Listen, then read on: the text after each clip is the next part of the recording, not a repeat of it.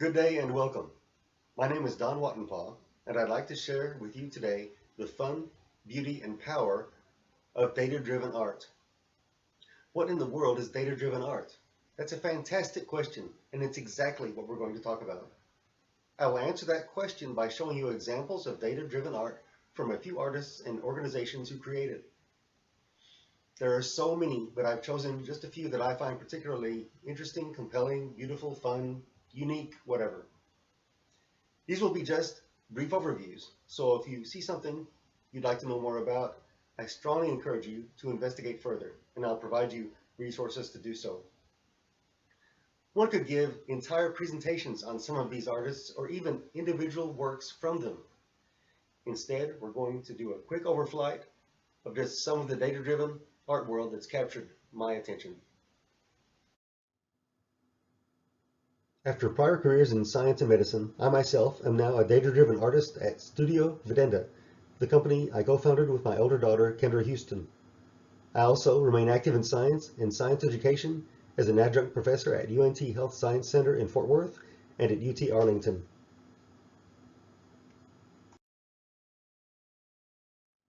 So now let's explore the fun, beauty, and power of data-driven art.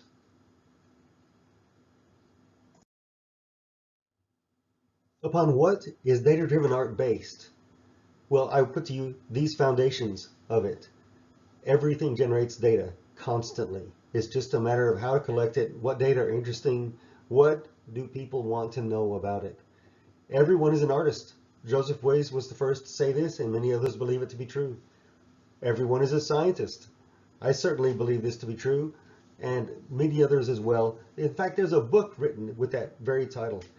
And by the way, in my opinion, the human imagination is infinite, and what a great foundation for data-driven art.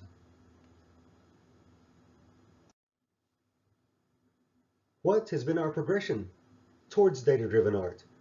Well, data, of course, traditionally are presented in numbers and tables, not particularly visually exciting, but certainly informative in their way.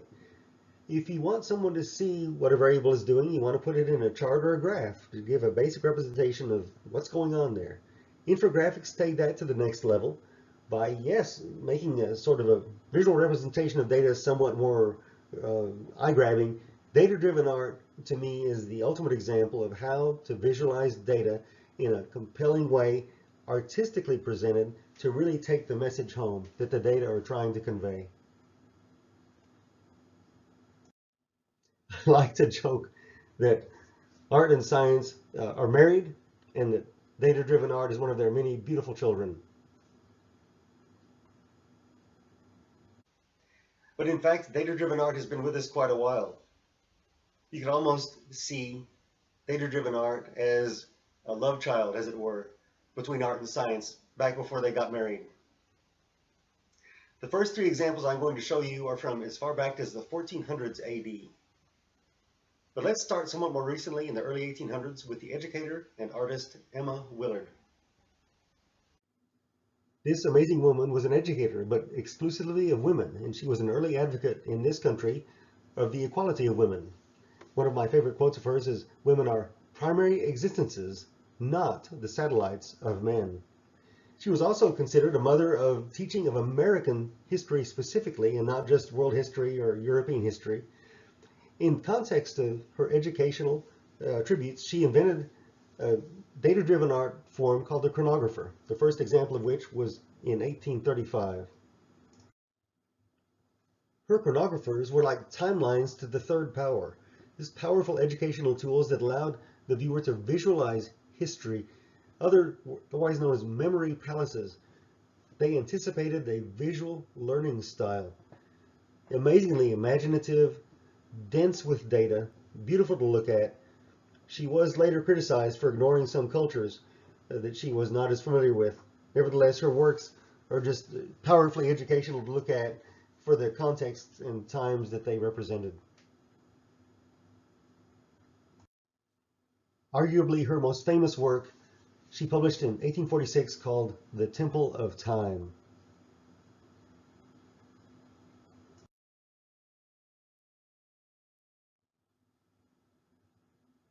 Emma Willard's Temple of Time consisted of an Acropolis-like Greek virtual structure, the columns of which represented centuries going back to biblical creation, 4000 BC. The columns also carried the names of prominent world leaders. The floor was festooned with leaders, civilizations, and countries across time. The left edge of the floor constituted important events. The right edge of the floor, important battles across time.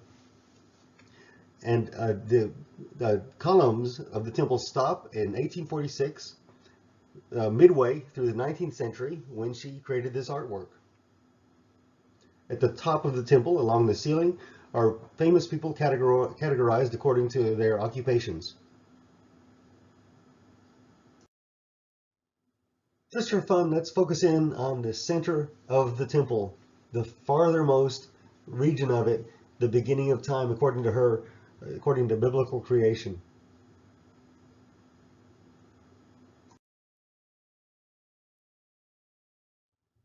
Zooming in now.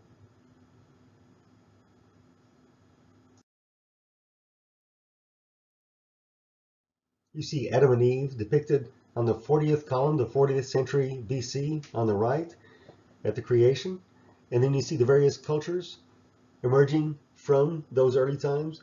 It makes you wonder what a historically, scientifically accurate depiction of a temple of time would look like.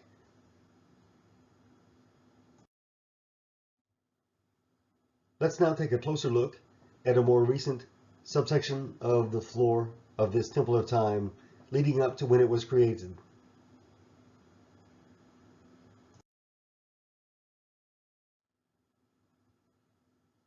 Zooming in now on the close-up of Great Britain, Poland, and what she called the Republic of America.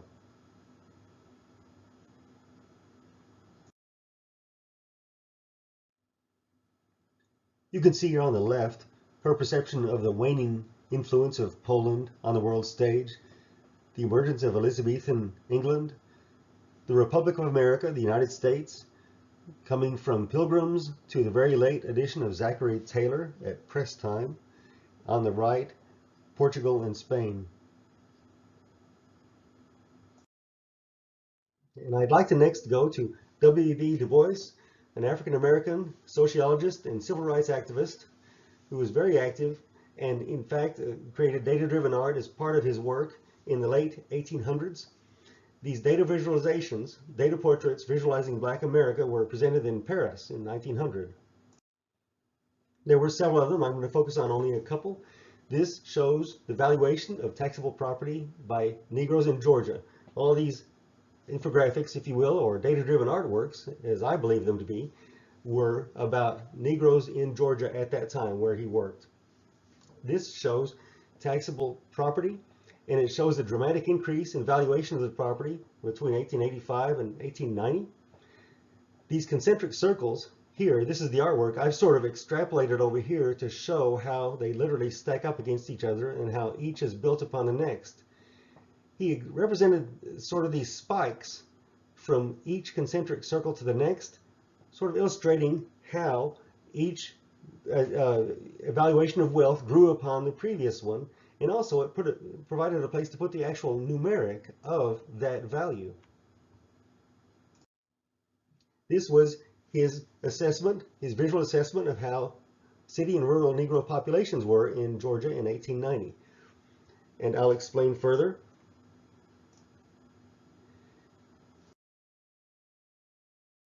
The green line horizontally here is Negroes living in large cities, representing their population. Blue, medium-sized cities, small, large towns, and small cities. And then red, villages and the countryside. Again, there's a numeric attached to each of these, but you can think of this as sort of a stylized bar graph. But W.B. Du Bois chose to represent it in this way. Why? What is the message? This author at this website has some interesting theories about exactly why Du Bois chose to represent things this way. Yes, indeed, science and art are married, but I put to you there's a very intriguing love triangle going on with engineering. The oldest example of data-driven art I'm going to show you is in fact a product of this love triangle from the 1400s in the Czech Republic.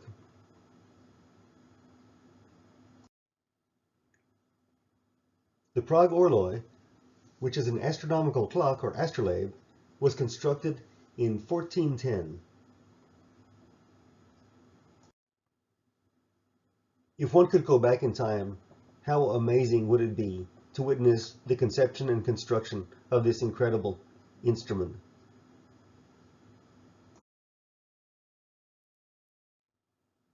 Its mechanical movement tracks a stunning number of different terrestrial, astronomical, and astrological variables, seen here.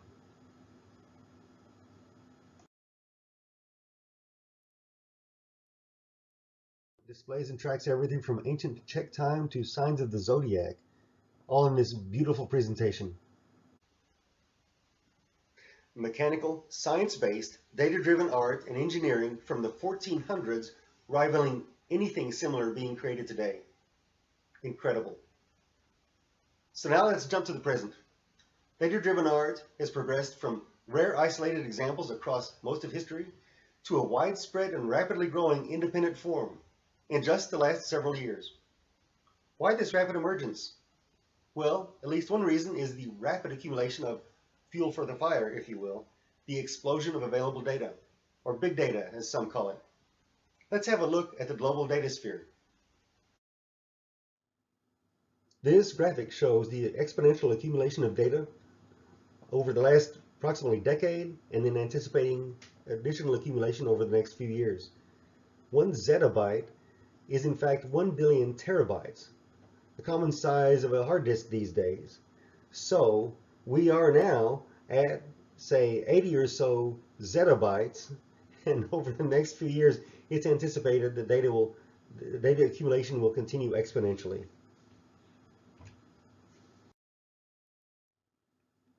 So now let's proceed to the current modern era of data-driven art with the work of Jill Pelto.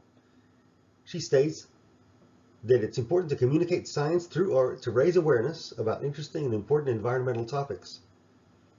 In my view, she uniquely combines traditional artistic skills with environmental data to make her point. The story behind one of her works started in summer 2015 when she visited Washington State. Wildfires were rampant there, and she stated the smoke overpowered her even though the fire was far away. This led her to conceive the concept of relating global warming to increased incidence of wildfires.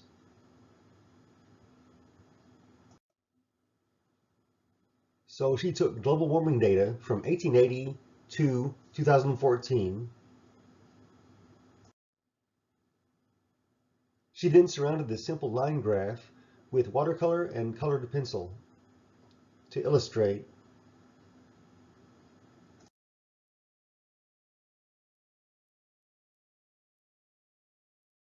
how global warming was an increasing incidence of uncontrollable wildfires, both beautiful and frightening to look at. The upper left panel here uses the same global warming data included with other data showing the relationship of global warming to deglaciation, one of her pet topics. The right panel shows how warming of the main marine environment is affecting biota there. I encourage you to visit her website to see some of her other interesting work.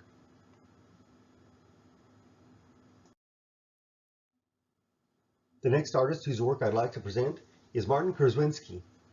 He works at a Genome Sciences Center, and a quote of his I enjoyed was, "Science communication must engage both cognitively and emotionally. I try to make people think and feel good." How awesome is that? He invented software for genomic analysis, but in my mind, I find his work on the mathematical constant pi just beautifully intriguing. So that's what we're going to discuss. Pi, of course, is the ratio of a circle's circumference to its diameter. Such an important number that my son chose to memorize it out to some huge number of digits. But really, in spite of its mathematical or geometric importance, how boring could all these numbers be unless you create art from them?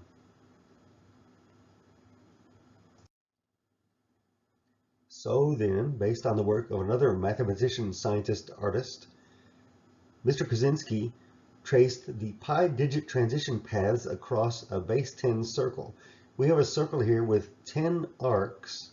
Each arc is color coded, 1/10 of the circle's circumference, and you start at number 3, like pi, which is green. You transit across this circle to the next digit in pi, which is 1, colored blue. Then you transit back across to, yes, 4 now, which is sort of a pink color. Then from 4 you go back to 1, blue again. Every line across this circle is the color of its origin. So then, let's keep doing that to 1,000 digits of pi and see what we come up with.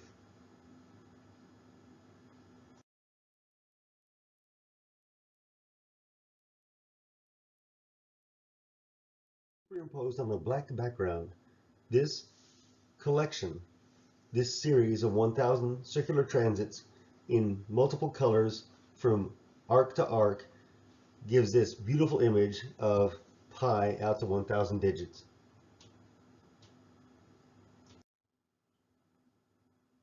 This very imaginative mathematical artist has created software, as I said, for genomic analyses, and in addition to the lower right, you see some of the work he's created, data-driven artwork to quantify analyses of networks, network nodes, and interactions.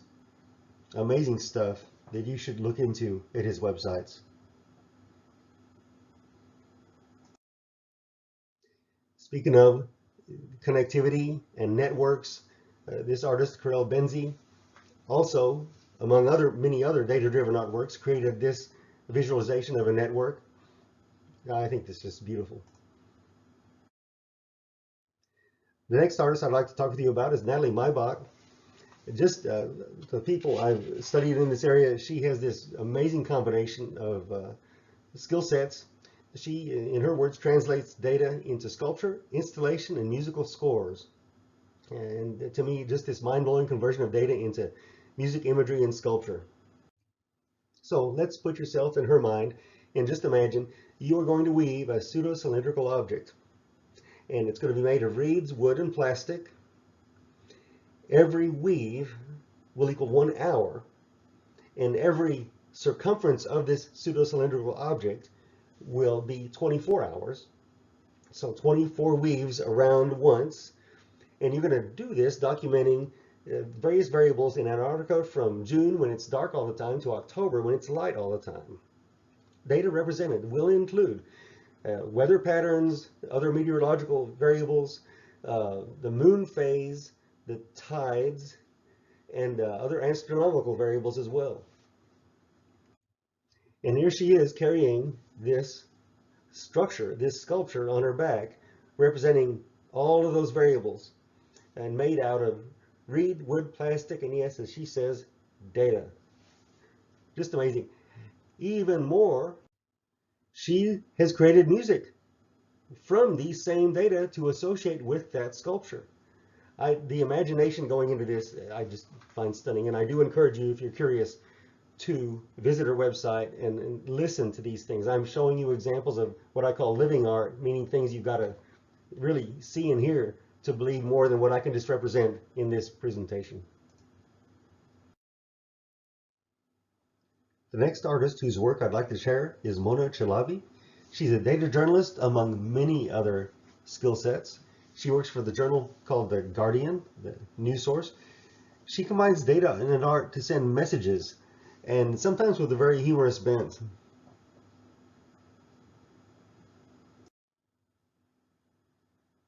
Just a few examples of her work on the left. Countries with years with a female head of state, Bangladesh with over 20, United States with 0. On the right, average press coverage of a terrorist attack, non-Muslim perpetrator of the terrorism, 15 headlines, a Muslim over 100.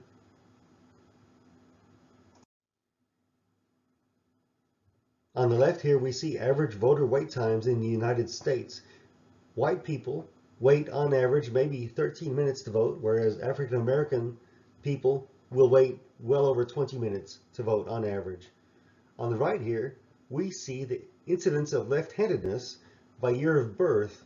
So for example here, backstory, one of my grandfathers was born in the late 1800s, and he was left-handed, but he basically grew up ambidextrous because left-handedness was considered, yes, sinister back then, whereas in more modern times people understand that some people are just left-handed and that's how it is and it's okay. So the rate of left-handedness is driven by society's tolerance of it.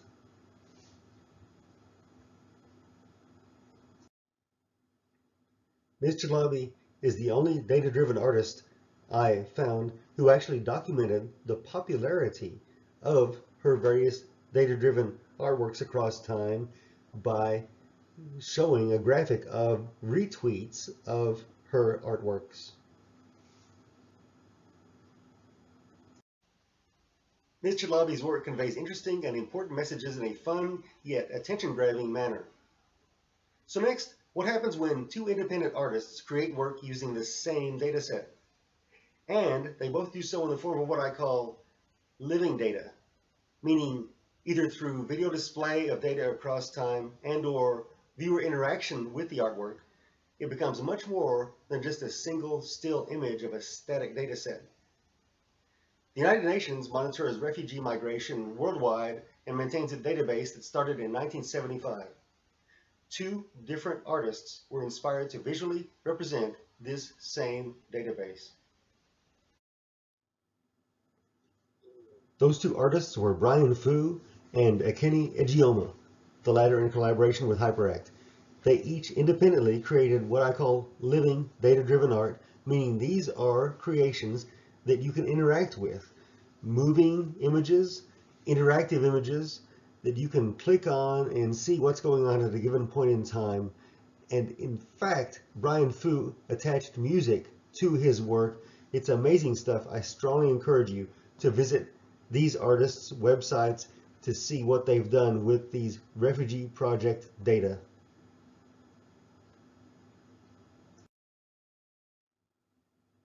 If you love this kind of stuff as much as I do, there are a few books out there I encourage you to look into.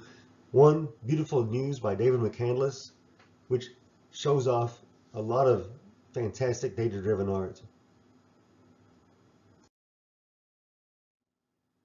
Just one example, the word cloud is a relatively common infographic now, but I believe when color-coded and emphasized with sizing like this one, I believe it does approach the definition of art. This one, most common passwords, I encourage you to study some of this stuff. Of course, the most common ones have to do with the QWERTY keyboard, but when you look at the periphery, there is some crazy stuff out there.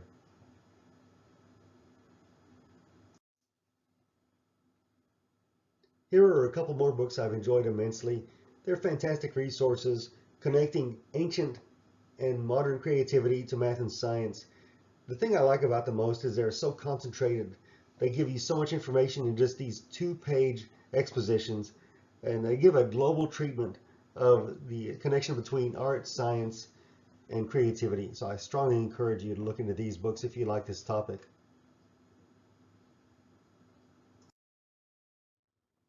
You couldn't talk about data-driven art without exploring fractals. And there's some amazingly beautiful artworks in this area. Fractal is short for fractional repetition, meaning the same visual form reappears with magnification or reduction of the image. Mathematical formulae for these include Mandelbrot sets, the Fibonacci sequence, etc. Fractals actually appear in nature, especially in botany. And you can do this. There are free online generators for fractal artwork. Michał Kulik created this work really just based on circles, but repetitive circles with multicolors and different magnifications. Just amazingly beautiful. We talked about Karel Benzi a little earlier. He is also involved in fractal artwork. He created this work called Construct, and I wish I knew how, but it is fractal based and stunningly beautiful.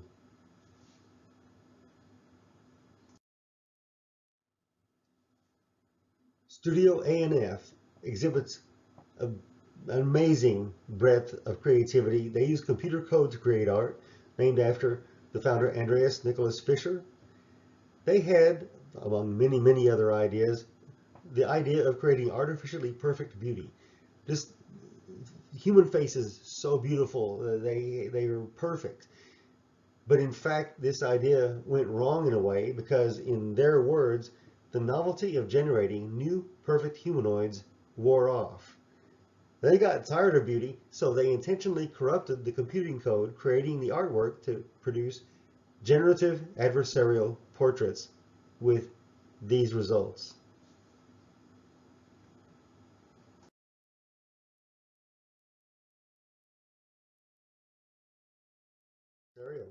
You could recognize the humanoid faces, but only barely. Clearly, they corrupted their code to perfection. And they're capable of so much more.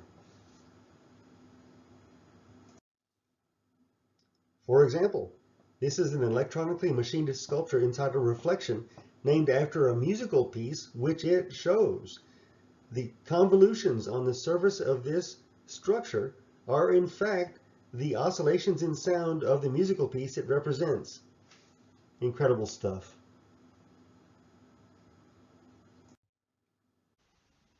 Like some of the other artists we discussed, this next one does things other than just purely data-driven art. So I will focus only on her data-related work, but just know that she's a giant and living legend in the art community.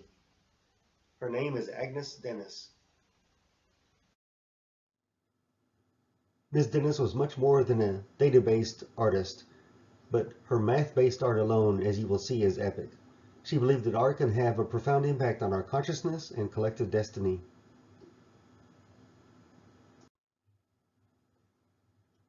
Early in Ms. Dennis' career, she became enamored of Pascal's triangle, which is a mathematical construct wherein two cells that are adjacent, when summed, lead to the number below those two cells.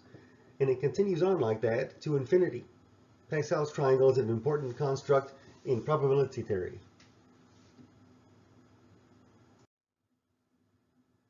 From 1976 to 2019, Pascal's triangle drove some, but not all, of Ms. Dennis' artistic creativity. In 76, she created this probability pyramid. She basically described the triangle in 3 dimensions.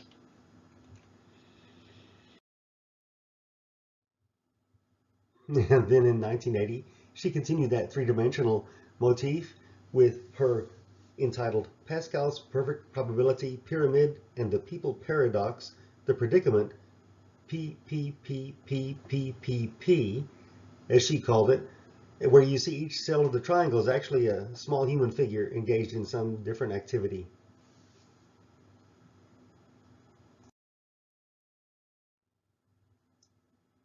Jumping to 1994, she warped the triangle into this interesting form when pyramids awaken.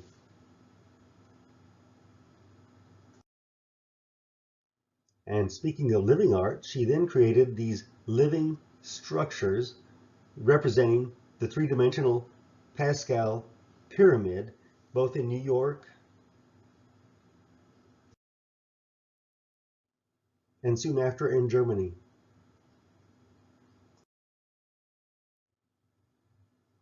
This fascination with Pascal's triangle proceeded from 1976 to 2019, where the museum installation of her original 1976 drawing came to life, 43 years after the drawing.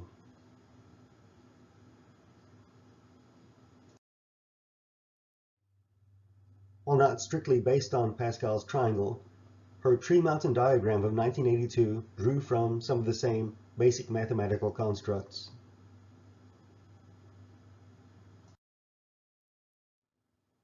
And then, as she did with her 3-dimensional representations of Pascal's triangle, she took the tree mountain diagram to reality 10 years later in Finland with the help of 11,000 different people from all over the planet, planting these trees in the exact same geometric formation as her initial diagram 10 years earlier.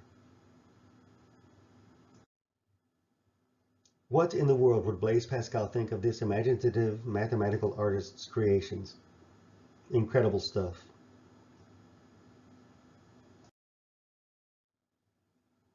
Back to more digital cyber art, I strongly recommend visiting Refik Anadol's website to look at his Connecticome AI architecture representation of the human brain in 3 dimensions. You have to see this to believe it and go inside of it. Incredibly beautiful, educational, and otherwise amazing.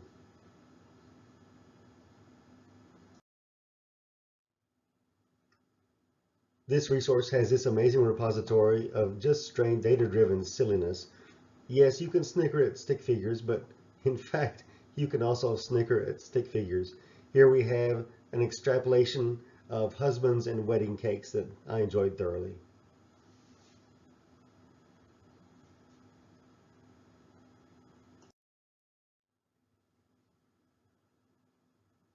This next group I'd like to call your attention to is us.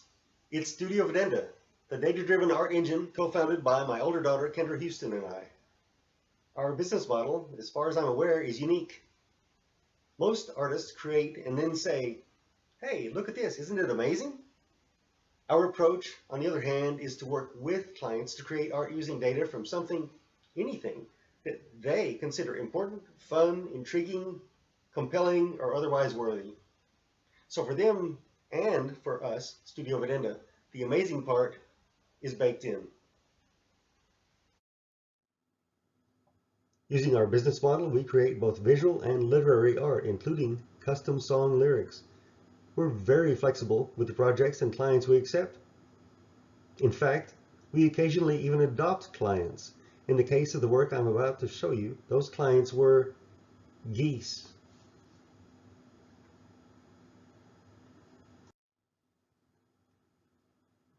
In the shoulder seasons where we live in north central Texas, geese are almost constantly flying by, especially in morning and evening hours. So watching this parade, hearing them before they come by, I had this fun hey moment where I said, this could become data-driven art.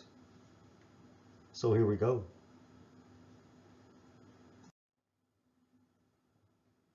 The data collection phase of this work was pretty straightforward. You listen for geese, and then you see them pretty soon after. You count how many are in a skein. It turns out a flying group of geese is called a skein. Geese, when gathered on the ground, are a gaggle. As they fly by, you note the time, and you document their flight path and direction. And repeat.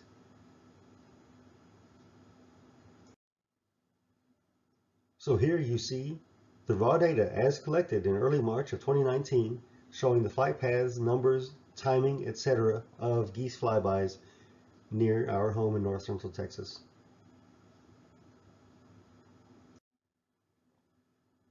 So then how to translate those data into an artwork?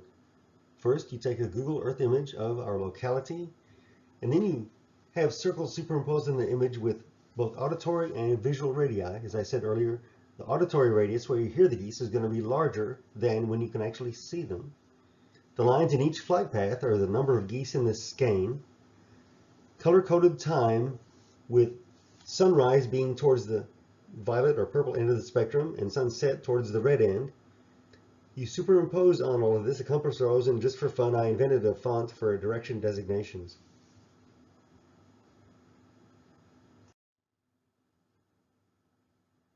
So using that translation, we go from raw data to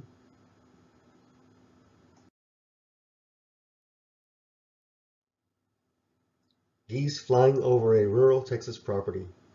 The colored bands are in fact collections, skeins of geese transiting our property. The different colors, as I said, represent different times of day. You don't see many greens or oranges or yellows. It's mostly the crepuscular times. Yes, near dawn and near dusk when the geese are flying around. You see the compass rose superimposed on the property. Again, the flight paths of geese, the numbers of lines in those paths represent the numbers of geese. And then when you see the goose at the southeast direction, that goose represents the vector sum of all the other flight paths of all the geese during the data collection time span.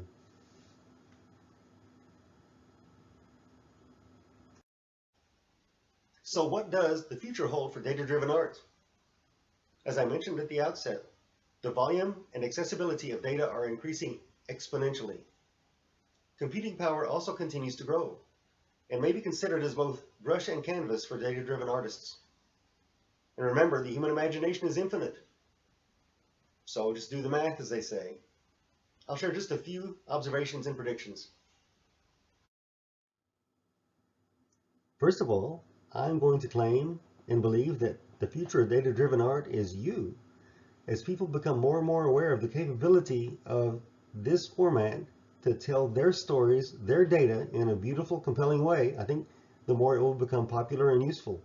It's, by the way, part of what Studio Videnda is about, the company I'm involved with. On the other hand, the future of data-driven art is not even us. In fact, things like artificial intelligence are coming along, and I'll explain one of those in a moment, that are going to take data-driven art beyond what even the human imagination can do with computer coding. But again, platforms currently exist, like I mentioned earlier, for fractal artworks, etc., that enable do-it-yourself things. I'm going to even show off another form of that using some pretty old school art motifs adapted to this new data-driven modality. And yes, artificial intelligence, emphasis on the art, is certainly on the horizon, if not already here. And then finally, the new human visionaries of this school of thought. This website here at the bottom, I'm not necessarily suggesting you try to visit yet, but hey, who knows? Maybe soon.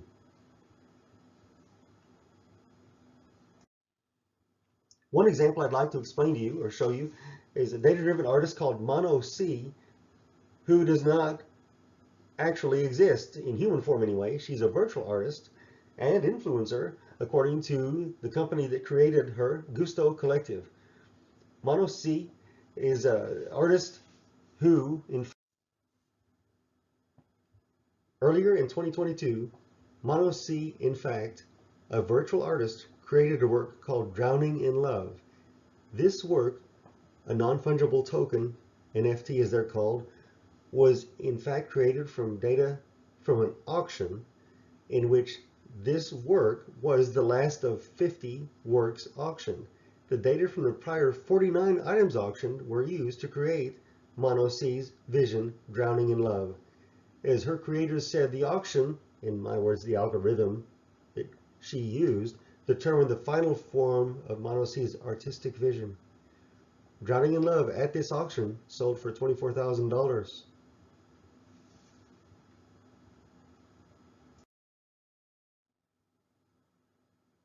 Yes, so now back to what I was discussing earlier, adapting old school artistic formats, in this case textiles, to data-driven motifs. Temperature blankets and quilts are a thing out there now.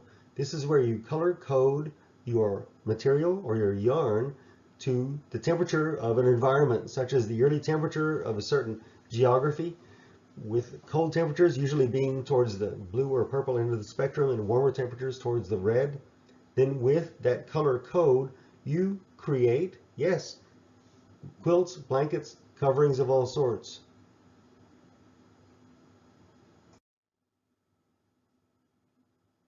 The results can be so beautiful. You would think that having colors adjacent to each other on the color wheel might clash more than they do, but in fact, when you start to incorporate colors across the spectrum in the entire work, it ends up just being a really creative, interesting project. And warm, by the way. Temperature quilts can become even more complex and creative depending on what they represent, the temperatures, the increases and decreases in temperature across time, across season, and it doesn't even have to be temperature. As we know from earlier discussions, you can use any data to create, to color code artwork, including in the form of blankets and quilts. Those data could be from an event, from a life story, from a business history, from a family history, anything at all. Everything produces data. Those data can be translated to color, and that color can be implemented in all sorts of forms.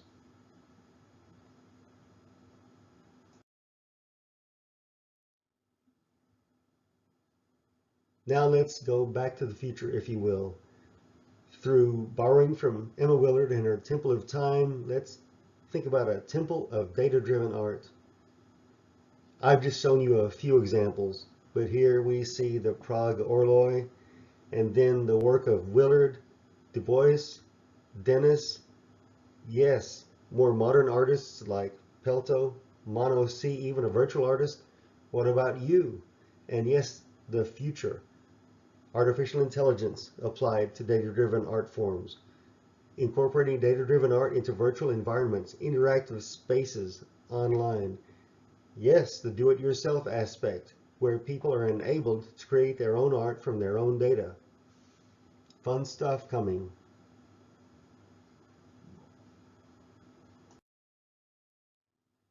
Here is your homework. These are just a few websites and resources to investigate further if you're interested in this topic. I strongly encourage you to follow up on anything you found interesting from this presentation. And please do consider Studio Videnda as your data-driven art resource. Let's see where creativity takes us.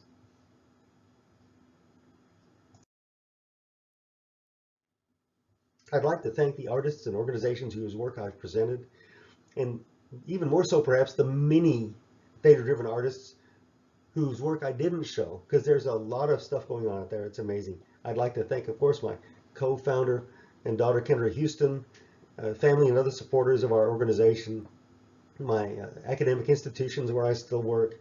The Fort Worth Life Sciences Coalition sponsored an earlier form of this presentation, and I'd like to thank you for your interest and attention.